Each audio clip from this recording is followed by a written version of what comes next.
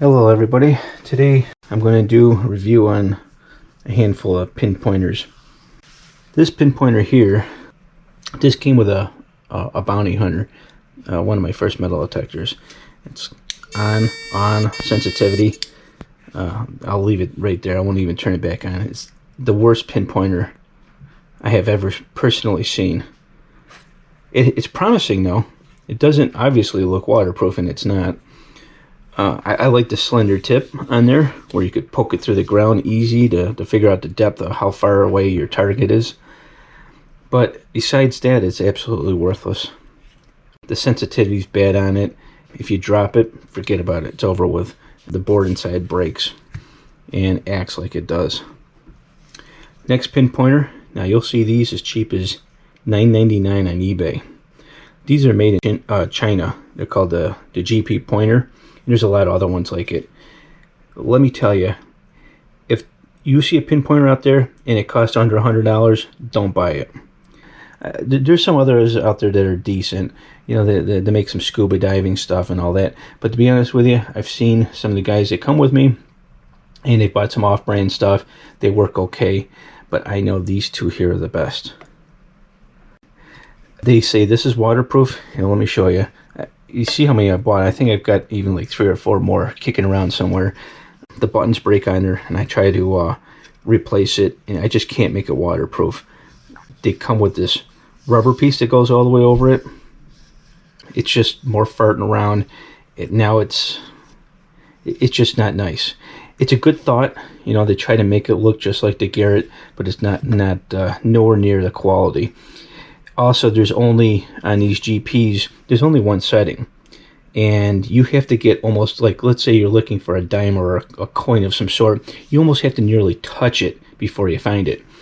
Versus the Garrett and the Minelab, where there's settings on there, a sensitivity, where you could be multiple inches away, still detect it, and get closer and closer to it.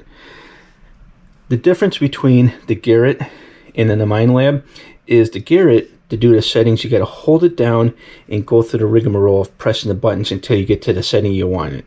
And it's like one beep is, you got to be real close to it before it goes off. 2 beeps away makes it so that it's a little bit further away. 3 beeps is, it could be real far away.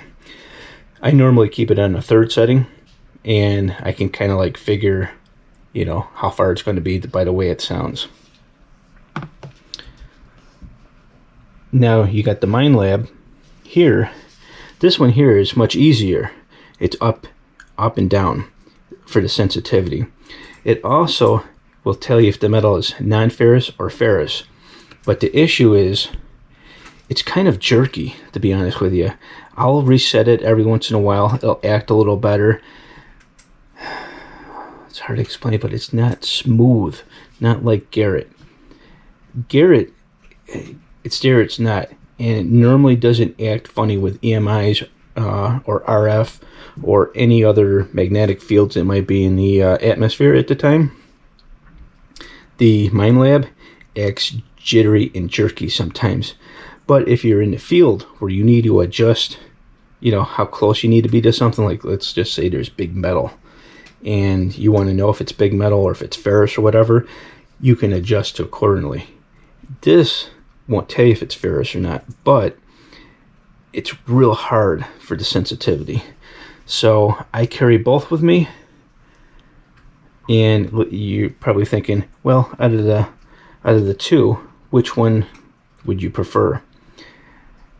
I'd probably go with the Garrett until you really get to understand how a pinpointer works, and then get this one here if you're doing a lot of weird stuff, like maybe going to old homesteads where there's going to be horseshoes and stuff like that, or square nails, and you'll be able to poke around. And the other thing I do like about this is the slender tip. It's easier to poke this into the ground and figure out how far the depth is. They do wear out. I think I have one with a hole in it. I did have another Garrett. I lost it in the woods and I can't find it. See how this wears out? Now I know this is a Chinese one, but the plastic's identical. Even the caps are the same. Everything's the same but the electronics. The electronics in this is garbage. See how it wears out right here? I've had another Garrett do the same thing, and what I did is I put a rubber piece on here. I sealed it up, put it on there, and then eventually I just lost it in the woods. Real bummer, because it's $150 down the drain. Well, actually not 150. I think you can get these things for like $130 on eBay. Some catalogs sell them for a little bit more. But you know, you just shop around and you're looking for the Garrett Pro Pointer AT. They make other ones that are possibly cheaper. I can't remember the difference, what they actually did less. But trust me, get the AT, you'll be happy. This is the Pro Finder 35. This is one of the best ones that Minelab makes. And they're both good. But for starting out, I'd go with this model right here.